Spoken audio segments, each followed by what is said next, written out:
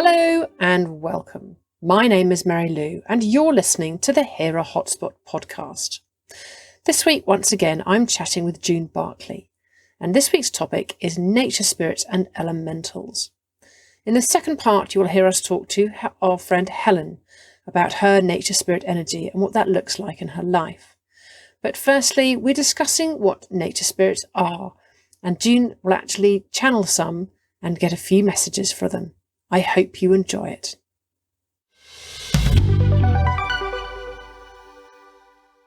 So we have in past podcasts talked about nature when we've been talking about colour and vibration.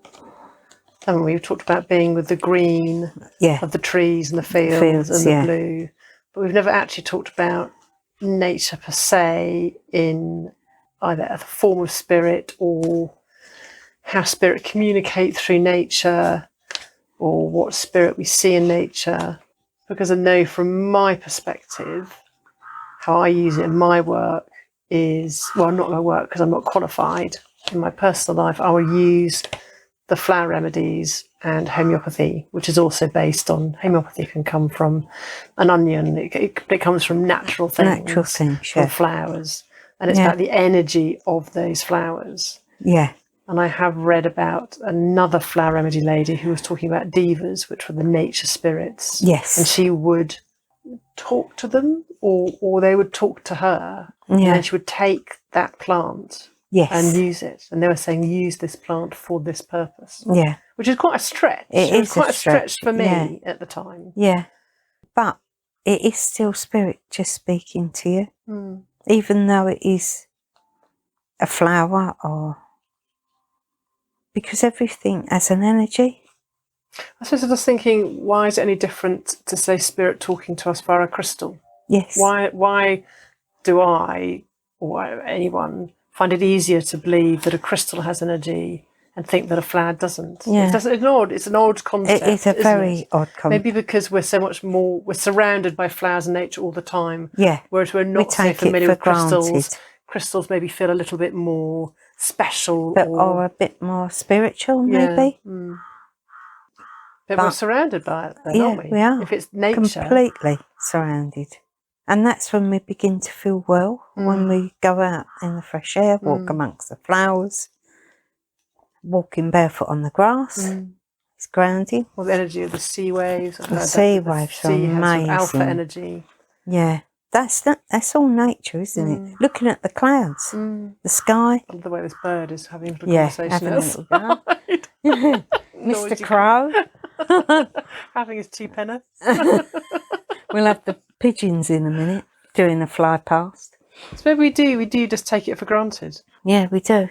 But who doesn't feel better if they go and visit a garden or buy a bunch of flowers or go to a garden centre? Just you're surrounded by that beauty, that energy. Yeah.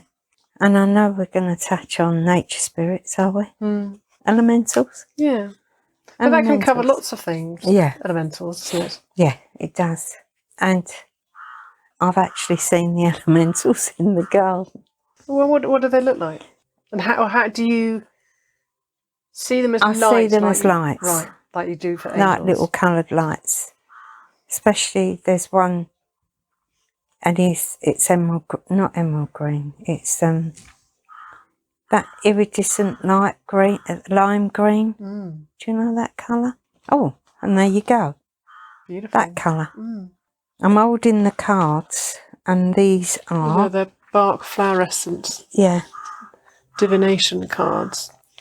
So basically, they're like flower remedies. And you can, but with all the pictures of the plant it's come from. But that is the colour, definitely. And is it moving? Is it with a particular plant? Is it moving around? No, it's not with a particular plant. It moves, and it's an orb. It shows itself as an orb. And so, it sounds such a silly question. Are they there looking after the plants? Yes. Are they there? They are. I think they're literally like caretakers. Yeah, caretakers of the plants. And the place in my garden is up that end by the washing line, which is, there's some real pretty plants there. I've always seen the light there. And on the edge of that, this side, but there's all those flowers, and you'd expect to see it there, wouldn't you? Mm. I don't know why that would be. I just see it sometimes in passing, but I have seen real elementals. Hope Cove.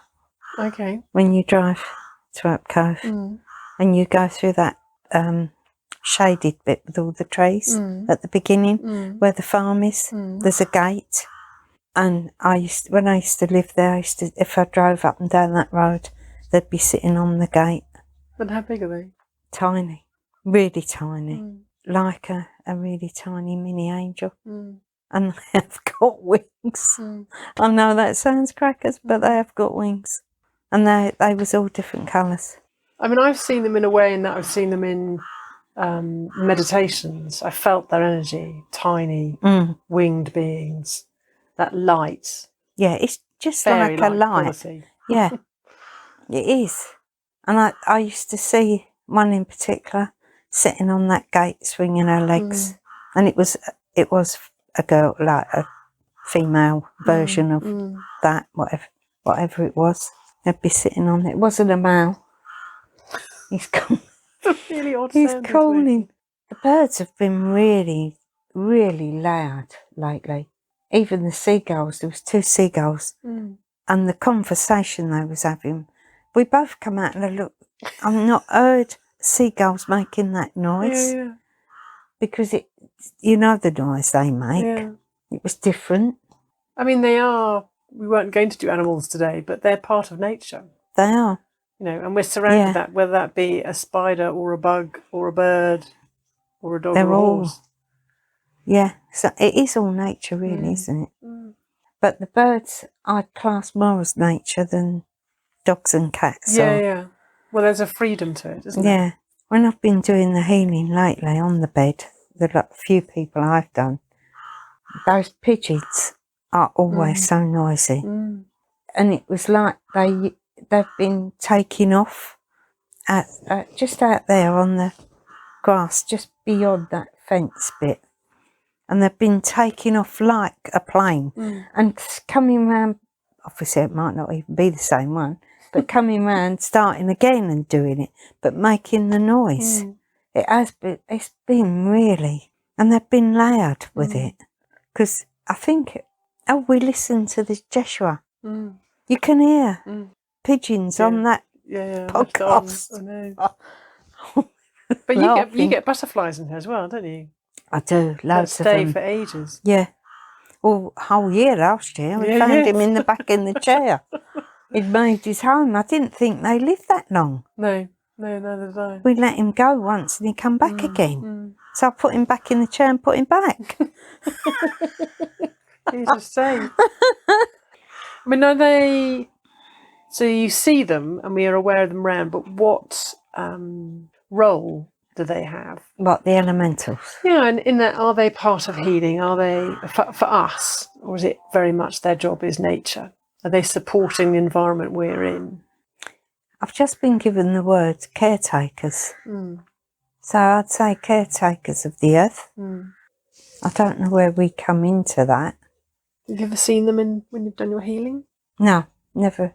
Oh, have I? No, I don't think I have. I do get the sense of somebody being fairy-like by their energy. What, a human? A human, yeah. Okay.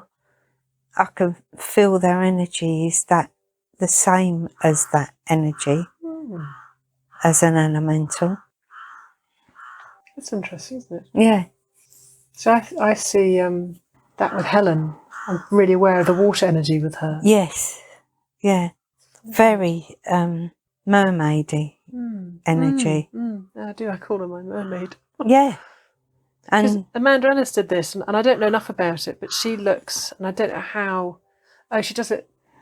Certain astrology signs, or a collection of astrology signs, are. I want to use the word elements. I'm not sure that's the right word, but you've got fire, air, water, earth.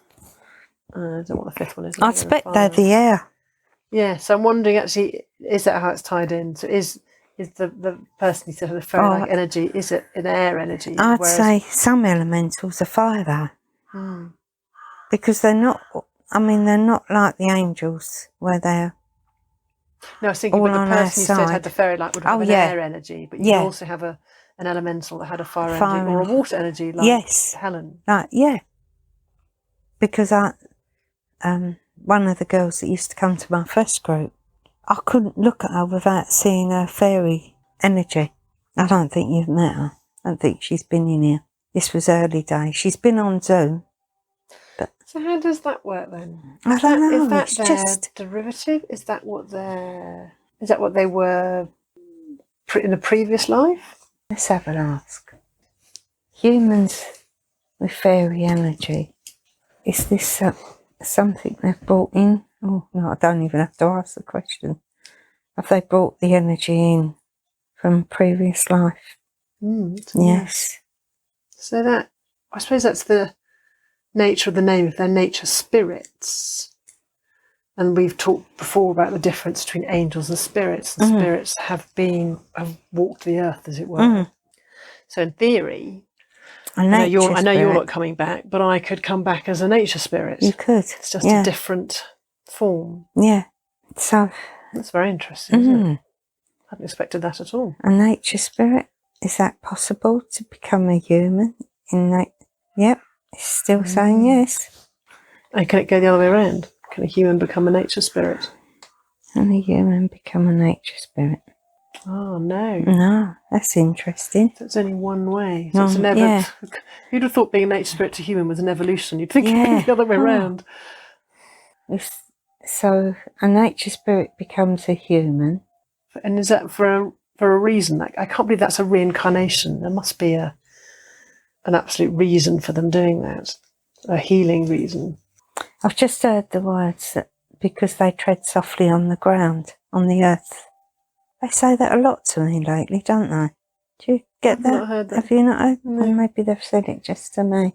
And I think I've voiced it. Not to tread lightly on the earth. So they're still loving the earth. Yeah.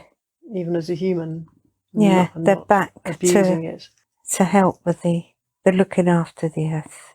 And that's a yes from spirit. And I suppose maybe as a human they can have a different, I was going to say a bigger impact, but I'd rather say a different impact. A different impact, yeah. So would they have made that choice before they reincarnate? Or did they not have a choice to come back and be different? But ask that again. You asked two questions in one. If they were nature spirits and they've come back as humans, was that their choice? Yes. Same thing, yeah. Would their journey be different to, say, my journey? No. No. Okay. Their energy's lighter. Okay. So can we expand on that? Humans have a dense energy and you have to work on making it lighter. Whereas the nature spirits come in with a lighter energy.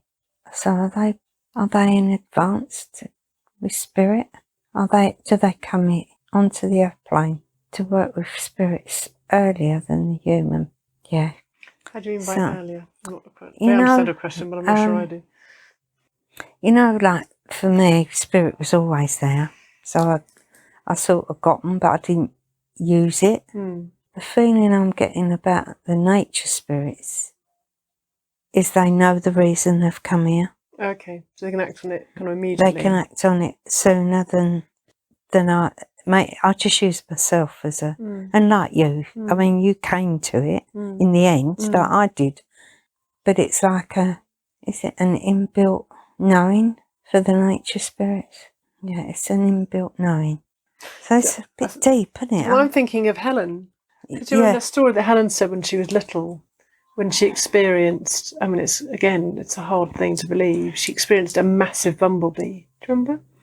She said in meditation once that she remembers as a child seeing this massive, and I mean size of a dog, massive bumblebee fly past her. Yeah. And I was like, well, is that a huge bumblebee or is that you very small?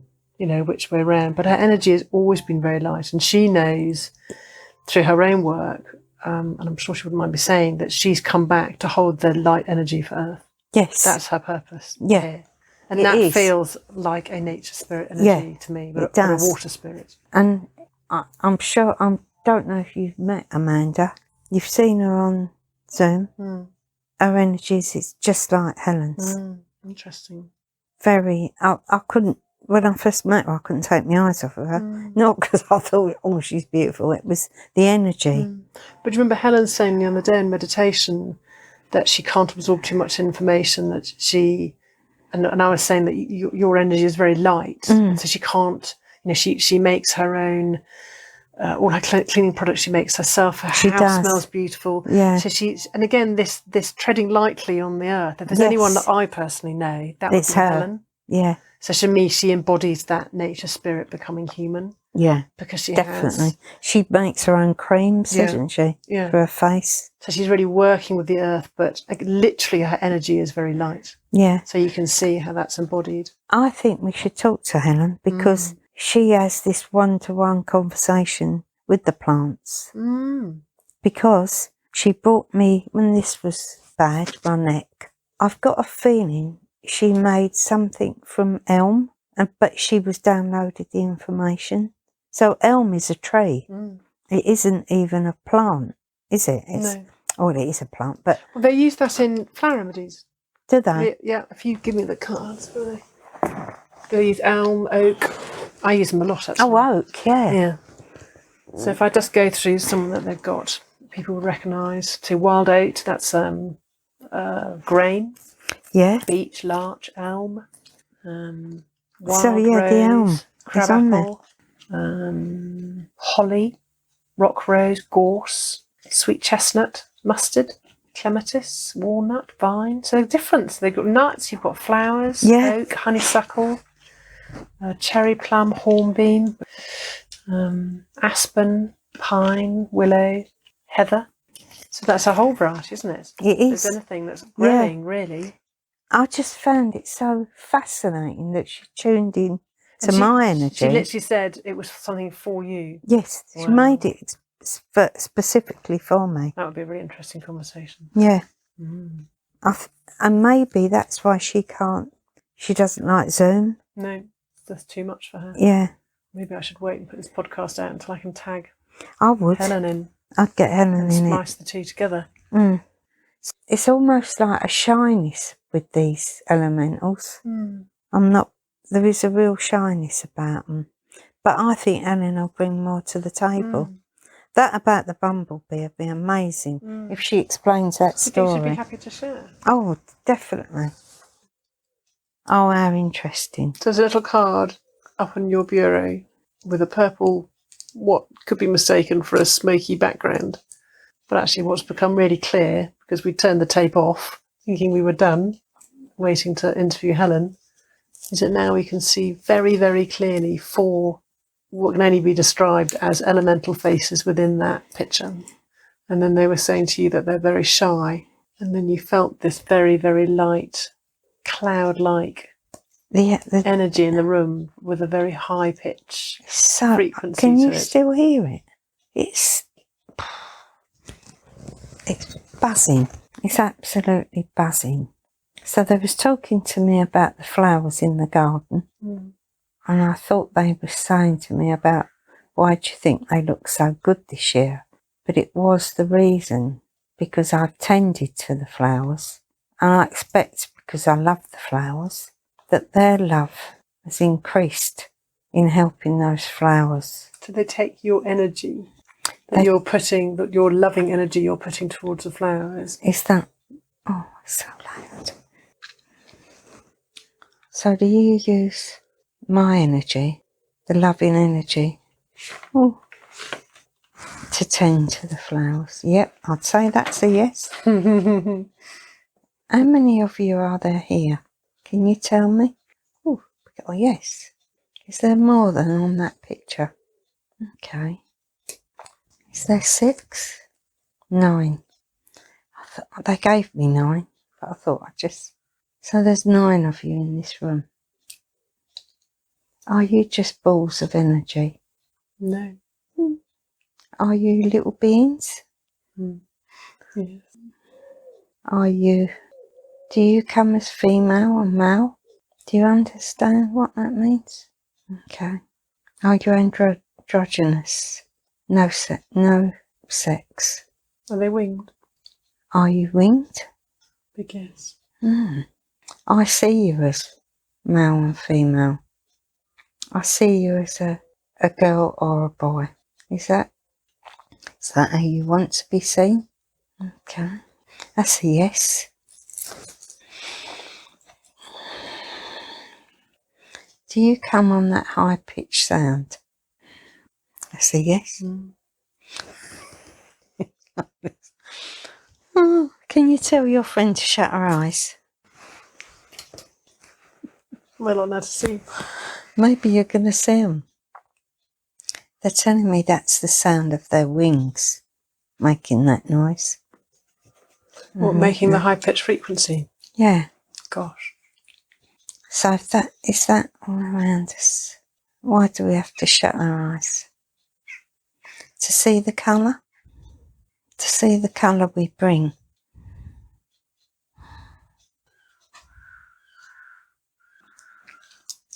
Can you feel your face being tapped? I'm being asked. The left cheek. The top of your head. And all of it, oops, touching me on the shoulder. All we'd ask you is just to take care of the earth. That is all we ask.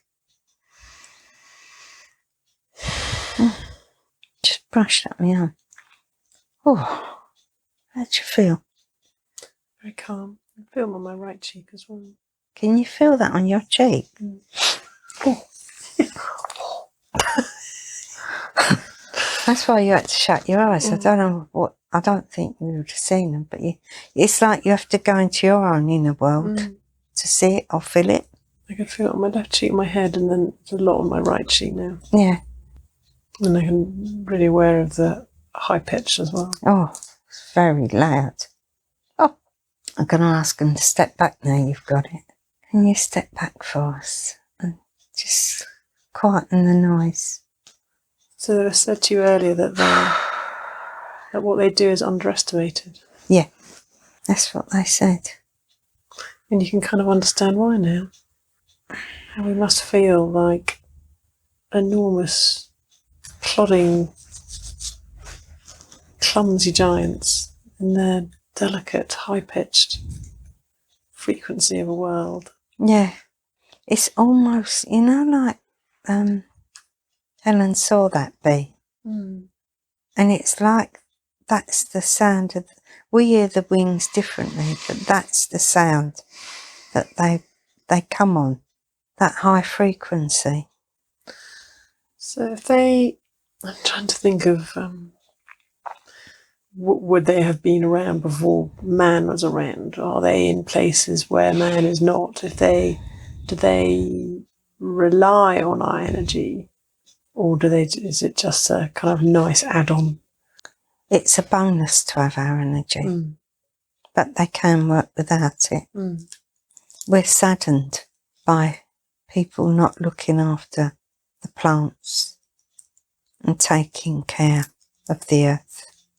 So when we feel good when we're in nature and when we're looking at plants, is it because we're picking up on their energy? Is this the case? Yeah. Oh, can you step back for the noise? So our lightness and our feel good and our pleasure is actually derived from them. It is. Yeah, that's what they're telling me. But that is two ways. They feel it. They feel when we're happy, when we're sending out the love. When we're working from our hearts, they feel it. It's all connected. Oh, they're saying man has got a lot to learn. That the earth, what are you telling me about the earth? What they keep showing me is when we do meditation and we send the light down there. And that's really important, that we send the light down back to Mother Earth. There's more work to be done on that. Man's taken liberties with the earth. Oh, do we not know that one?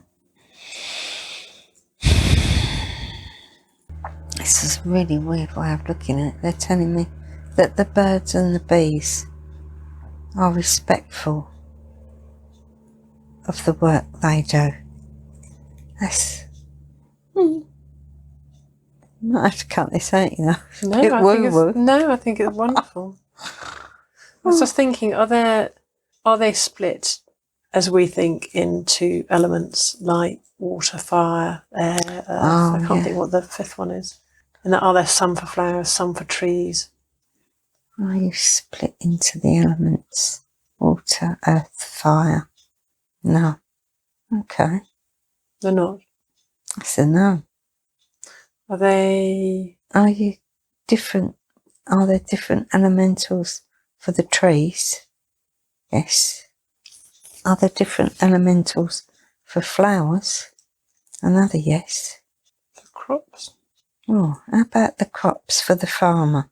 That's a yes. Sitting on my own.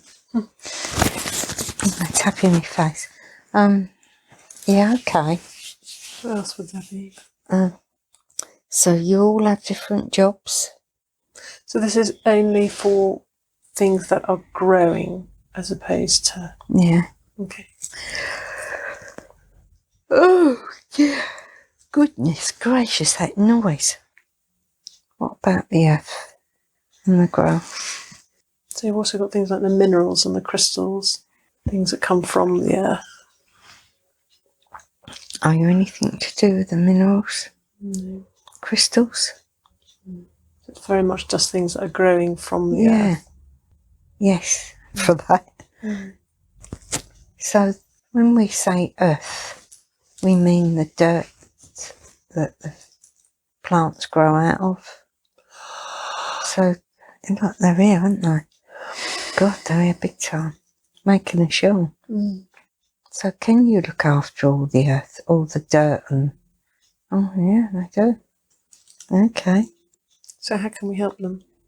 Do you need our help? Yes. As about when we meditate and send the energy to the earth? Yes. Can I ask you, do you know that you come on a frequency? A high-pitched frequency? Yes. Could you tone it down a bit? No. Is that what you said? No? Oh, my God. Oh. Okay, now how about the colours that they come on? Do they come on lots of different colours? Yes. God, they're really sorting the energy out in here, aren't they? And you'll be asleep in a minute. Is there any particular plant that you like best? No. Oh. Any particular vegetable? No. Tree? They all do the same job for you. Okay. Do you know how beautiful nature is? Okay. I've just... We are nature spirits. Stupid question, Jean. Didn't put a dirt at the end of that. Yeah, you're fogging me brain up with that noise. Oh, dear. Give us a clue then. No. Oh, liberty taken. I've got no more questions of that. Have you got any? I'm trying to think of all the wild animals and things like that. Well, not necessarily fidget, but mice and badgers and foxes, and if they have a relationship with them. Do you have a relationship with badgers? Foxes? Mice? Oh, yes to the mice. That's sweet. Dormice? Dormouse? Insects? Insects? Oh, no, that was a... Oh. Yep. I had to Yes, think about that insects. one. Definitely the bees. It's all the small stuff then. Yeah. What about pigeons? No. Sparrows? Oh, great big That's our fat bird, thing. Jean.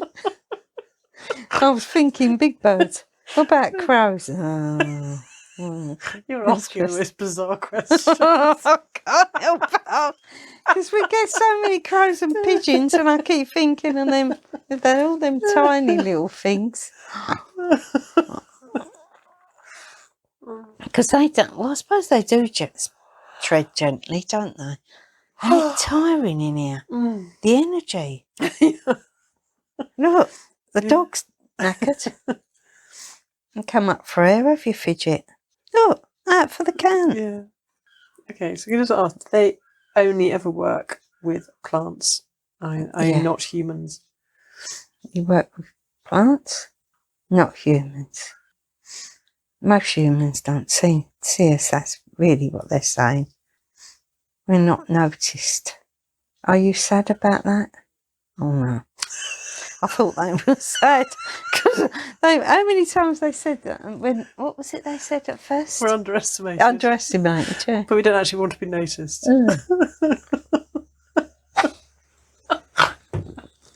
This is a bizarre... Please don't put it out there. Come and lock me up. Oh, you said about that. Nope. Quite happy you don't notice us. Go away.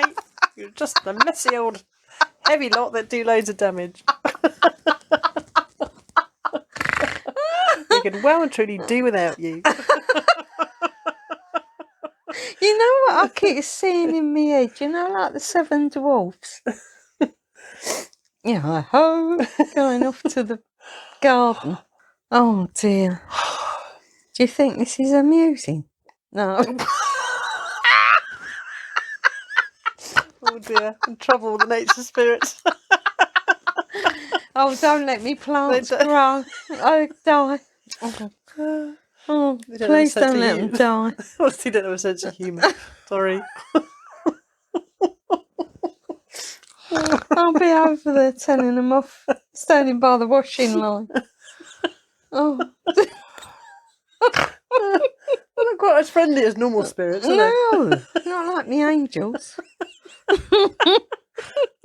thought they'd be all cheeky and impy with a sense of humour. They're not at all. They're really serious. Really underestimated. Oh, so funny. Isn't it, Fidget? Oh, dearie me. Can you see them, Fidget? Oh dear, my eyes water.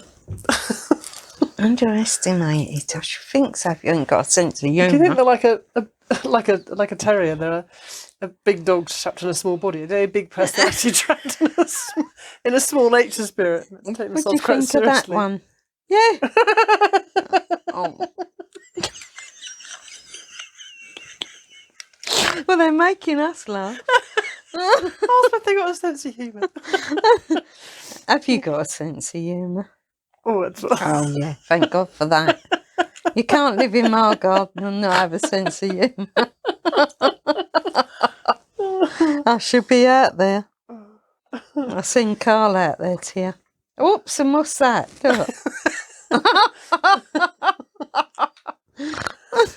He probably sees them, knowing him. Does Carl see you? Yeah, look, I thought he did that. Not that he'd tell me that.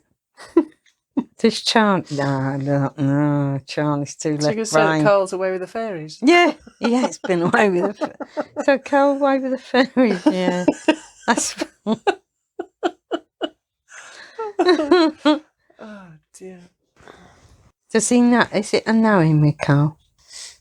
Yeah, I thought it might be. Can animals, I'm just thinking about, because you've got a Fidget here, can animals see them? Dogs? Yeah. Cats? I think dogs are pretty switched on, don't you? I think they see things and don't know, but they wouldn't know what it is. It's just normal to them, isn't it? Because it was really interesting. I'd seen them down there in that part of the garden. And when I went to Sue Vaughan, she said, oh, do you know you've got the nature spirits in your garden? I said, yeah, I think I know where they are. I said, you tell me where you think they are. And she said, there. She said, they're all... And they was moving this way. I said, well, they haven't got there for me yet, so maybe they've looked after that garden. Because don't forget she ain't been here. She don't know. but she described where they were. Mm. I went, if she heard this, crack, we're all cracked now. Don't mention my name on there. I'm supposed to be serious. Oh dear. Ask if they've got anything else to say. Shall we? Have we got anything? Do you want to got anything else to ask? Have you got anything else to say? I said, don't know. I'm going into a no. Do they want to wait till Helen's here? Yeah. Okay. Oh, look at that. We'll have to do a part 2. So for the second part of this podcast, June and I invited Helen to join us a week later. We both felt that she had a nature spirit energy about her, and we were keen to explore what this looked like. So we joined the conversation as June and Helen are comparing their childhoods and how often they would feel separate from the outside world around them. I think because my world was my internal world was so full and so magical, seeing so much stuff, and nature gave me so much. I didn't feel I needed to speak very much. I don't know what it was. I think that's where I came from. That's exactly how I was. And it's almost like you're on a different wavelength, so there's no point in talking. I had very disinterested parents. It wasn't like if I'd had an attentive parent who, I felt safe to talk to, I probably would. Exactly the same, Helen. Exactly. Right. My world was full of me, of what I got, Yeah. but I didn't speak it because nobody listened. Yeah. They weren't really. But also, it's get hard to why. explain, isn't it? Yeah, it Because is. It's a sensory. Yeah, like I didn't need thing. them anyway. Yeah. Yeah. Did you feel like same. that? Oh, definitely. Yeah. I was just there, but I sort of did my own thing. Yeah. Yeah. Bizarre, isn't I it? got through life. I got through Yeah. school. And everything. Yeah, me too. What was that like when you were little then? All the nature and that being rich for you? Can you try and explain it now? I would say it saved me. It saved me from a very cold, impersonal upbringing. So that depth and that love of nature just filled my heart with joy. From as young as you can remember? From very young, yeah. From very young. And was that nature, animals or plants, Everything. or all of it? Everything, plant, the whole thing is alive. So maybe that's what you're talking about, the elementals. I never had a name for it. It was just Yeah. So you could see beyond what we see. You could sense it. And the only seeing I had as a child and even as an adult was energy around plants and things. I could see that. Like their aura. Yeah. Mm. Moving. Yeah. I suppose you didn't think that, you thought everyone saw that, you thought that was no different, or did you know that what you were seeing was... I didn't really think about it, to be honest. When it comes natural, that's what the shock was when somebody picks you out as being different, maybe. Because it is all so natural to you. You don't think that anybody else doesn't get that. Oh, so you don't speak it because you think everybody's got it. Yeah. That's how it was. Yes, I think, and then that translates to being with people. You can sense their emotions as well. So I remember that from very young. So sensing the emotions, say in my family group, especially with my mother, and then she would tell me that she was absolutely fine and everything was fine, and I knew it wasn't true. So I think I got a bit confused then with being with people, because they'd say, and other people, they'd say things, but I knew they weren't feeling that. So it was safer to just be quiet. Yeah. To retreat. I didn't quite get it like that. I knew if things were wrong, totally knew that. But I wouldn't have questioned them if they, how they felt about it. No. So it was just a knowing. Yeah. Yeah. So But you're then best it's a to bit stay out of confusing it. because it's like, why are you telling me something different? And maybe I'm wrong, you're wrong, I don't know. Just let's go play with fairies in the garden. They're nicer to be with. Do you remember doing that? I didn't play with fairies, but I We had a pond. I'd sort of literally physically play in the pond and things like that. And I used to make perfume. I used to make perfumes out of rose petals and play with mud and all that sort of stuff.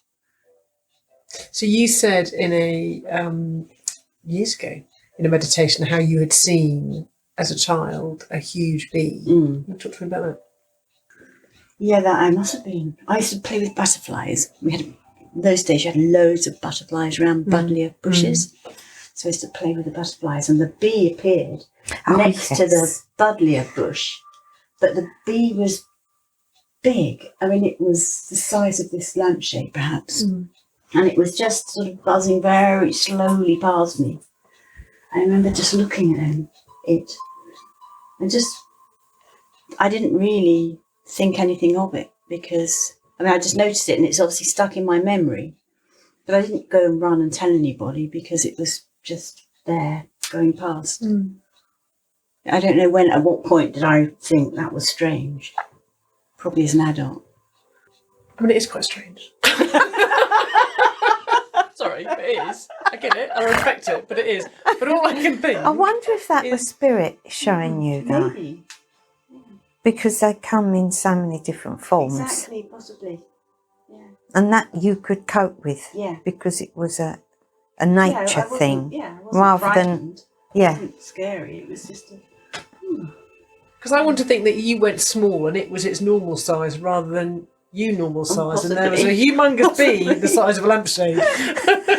But maybe really you went into your spirit form of being a nature spirit, which are tiny. But even then, the bee's not going to be much bigger than you, but it would be more relative than you being 3 or 4 and this massive bee going past. But the other thing is, if it was a spirit guide, yes, maybe she would have accepted it easier. Yeah. Because it was nature. So did there come a time when you had to that sort of connection or that sensory waned, or have you managed to maintain that as you've got older? It's come and gone at different stages of my life. So it kicked in when I was a teenager. I think energy was very manic as a teenager, and I saw all sorts of spirits everywhere. And I think I was probably very ungrounded then, so that was a bit of a worrying time. But even as a teenager, we lived near a lovely woods, and I would go every day to the woods, and there's a little stream in the woods. We were in London, but it's a lovely little woods, and I'd walk through the woods and I'd connect with nature, just sit in the trees and things like that, and that was my grounding, peaceful time. That's where I went for love and support. I didn't have it at home. Home was chaotic and crazy. And then also when I was at home, I think because I was sort of in the energy, the family energy, which wasn't harmonious. So that sort of added to that, my, whatever was going on.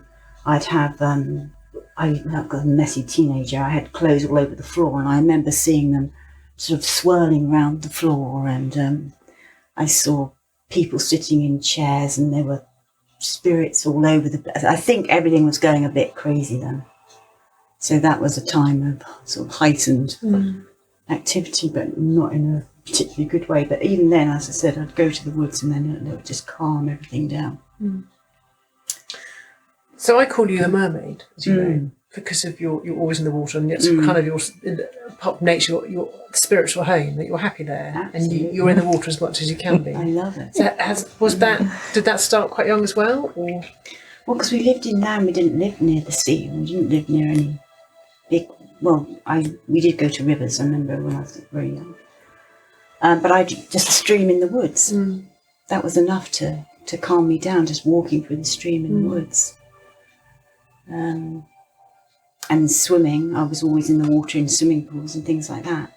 But I was really born into an environment that I didn't really want to be in. But my grandparents lived down here, and so from the age of 10, I travelled down here to be with them. then they, of course, introduced me to the sea, to more beautiful nature than I'd ever experienced. And I loved it, absolutely loved it. And then from having that experience, I said to myself then, when I'm older, I'm going to move down here. And that's how I got down here. So what do you feel when you're on the water? So one. Just totally at one. That I could imagine. I always say to my husband,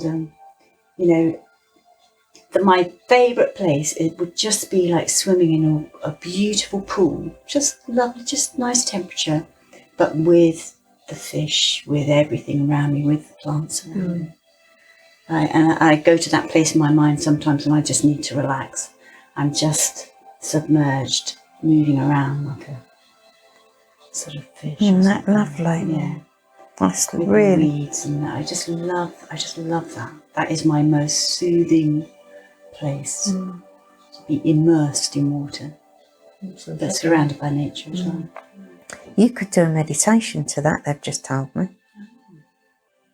But not everybody wants to be immersed in water. There's a lot of people that aren't there to do. I used to swim a lot as a kid. I used to take myself off to the Lido. Nobody ever knew where I was. I could bloody drown, couldn't I? From a very young age. I used to and I'd be in the pool in the rain, everything. Come home from school, get my towel and go over the Lido. Yeah. And that was the place I loved to be. Yeah. When I was a teenager, again pre-teenager, I guess, I was like 12, 13, and we'd moved to London, and we'd moved to a block of flats, and it had a swimming pool. It was a very grand block of flats. And that's where I used to take myself. And I used to go every day to this pool, come what may. I mean, it was only open in the summer months, but even so, in England, terrible weather. And so I'd have it to myself. Yeah. Myself a lot of the time. And I remember thinking that I was a dolphin. And I really thought I was a dolphin. So I'd obviously had gone into that space again. And I would just swim through the water, however. And then I would sit on in the pool underwater. I'd sit underwater. I don't know how I was sitting underwater, and I just felt that I could breathe. I used to be able to breathe underwater though. I used to feel like I couldn't do it now. Underwater. And I felt like I sat there for I ages. always swam under the water. Always. I never swam on top. Yeah. Oh, how bloody bizarre is it?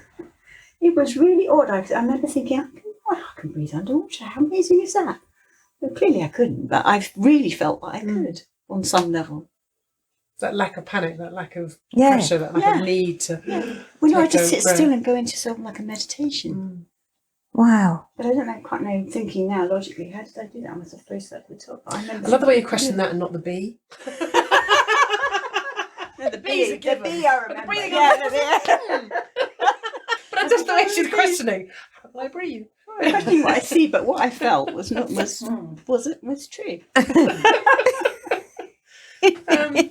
You make everything. I know. I'd love to see all for this. your products for the home, for you, cleaning products, beauty products. Can you talk to me about that? When did that start? When I started doing the perfumes as a little girl, I made the rose perfumes out of the leaves. And I've just always had an interest in nature and natural. I look at plants because I look at plants on the walk. I'm sure lots of people do. They just sort of talk to me. Maybe you can do something, or maybe you can do something, or maybe you have particular properties. So that's how it evolved. And so I had very bad skin when I was a teenager and young person. And I remember thinking, just started with a dandelion, and the lovely sap that comes out of a dandelion.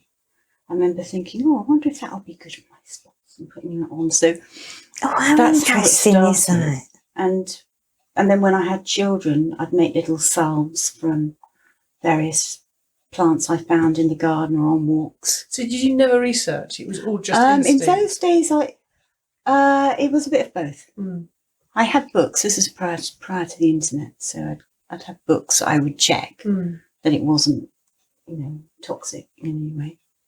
And there were common things like plantain leaf and things like that. That's amazing. So I'd do that. But you did a remedy for Jean the other day, didn't you? When I had my, didn't you? Yeah. What was it? Elm? It was a tree. I know it was the name of a tree. I can't remember. So is that from instinct or from... Both.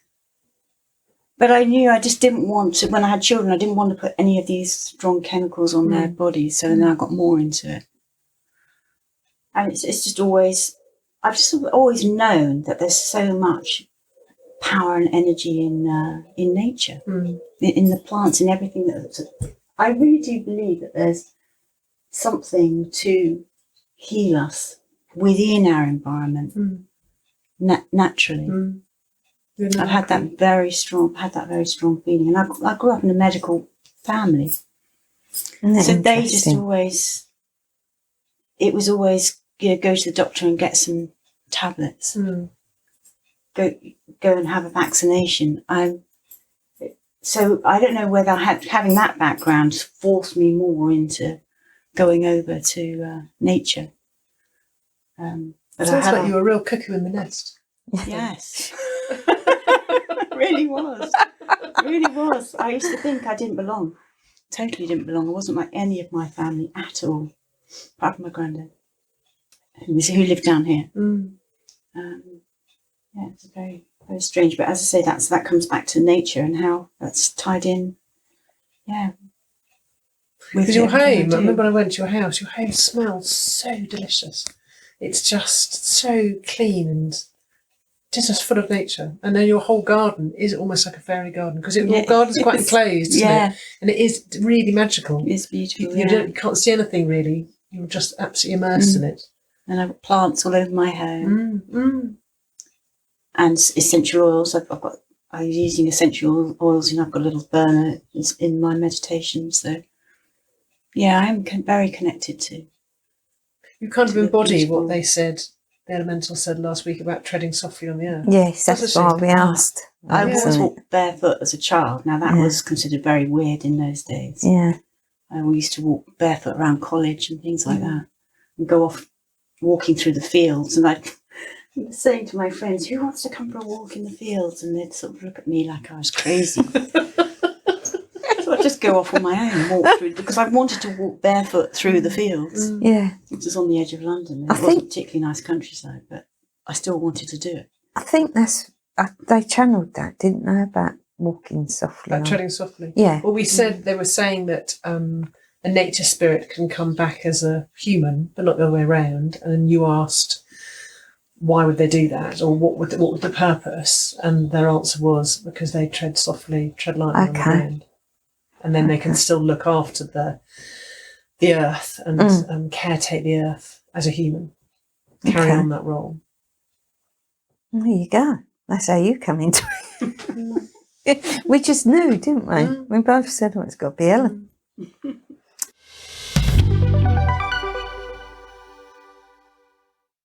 Thank you so much for listening to the Hera Hotspot podcast.